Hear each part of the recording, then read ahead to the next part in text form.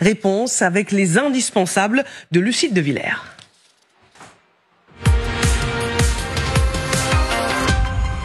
Bonsoir Lucille. Bonsoir Marie-Aline, bonsoir à tous. Alors d'abord, que sait-on des premiers détails sur l'organisation de la rencontre ? Eh bien voici les premières images des préparatifs. Les journalistes russes qui suivront la rencontre au moment du décollage de leur avion, précisément un Ilyushin affrété spécialement par le Kremlin. Ils travaillent pour l'agence TASS ou encore celle de RIA Novosti, réputée très proche de Vladimir Poutine. Et ils sont arrivés en Alaska en fin d'après-midi, comme des centaines d'autres de leurs confrères venus du monde entier. Deuxième image, ces avions de chasse de l'armée américaine volant à basse altitude au-dessus de la ville d'Anchorage au sud de l'État. Quelques heures avant, Washington ordonnait la fermeture de l'espace aérien. Pas un seul autre avion ne peut traverser la zone. Au sol, tout le périmètre est bouclé. Sécurité maximale, en particulier autour de la base militaire d'Elmendorf-Richardson. C'est là que se rencontreront Vladimir Poutine et Donald Trump demain soir. Alors, quelle est cette base ? Eh bien, c'est en quelque sorte une petite ville fortifiée au milieu des forêts et des montagnes. 250 km² de terrain, l'équivalent de 3 fois la ville de Paris, bordée de clôtures, de checkpoints, de bunkers, sans rien à des kilomètres à la ronde. 6000 soldats y stationnent en permanence. Trump les avait d'ailleurs passés en revue lors de son premier mandat. Il faut bien comprendre ce que cela représente. Dans l'histoire récente, jamais un président russe en activité ne s'est rendu sur une base américaine. Les chefs d'État se sont toujours rencontrés dans des capitales ou des lieux dits neutres. C'est le cas pour tous les précédents sommets, comme à Helsinki en 2018 ou à Genève en 2021. Lucille, qu'en est-il du protocole ? Eh bien, les premiers échos viennent de la presse russe. Trump et Poutine ne viendront pas seuls. Côté Moscou, une délégation de 5 personnes. Autour de Vladimir Poutine, Sergueï Lavrov, le ministre des Affaires étrangères, Andrei Belousov, le ministre de la Défense, Anton Siluanov, le ministre des Finances, Yuri Yuchakov, le conseiller diplomatique du président, et Kirill Dmitriev, son émissaire pour l'économie. Côté américain, 5 personnes du même rang également, dont l'identité n'est pas dévoilée.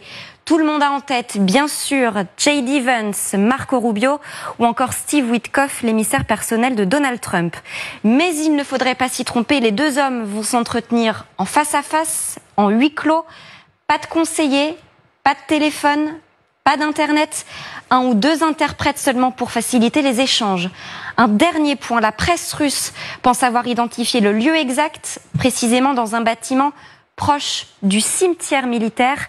Signe particulier, il abrite les dépouilles de soldats russes de la Seconde Guerre mondiale, un lieu symbolique donc.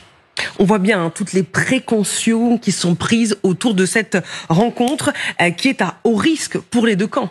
Oui, d'abord pour Donald Trump. Pour beaucoup, le format de ces discussions ne joue pas en sa faveur.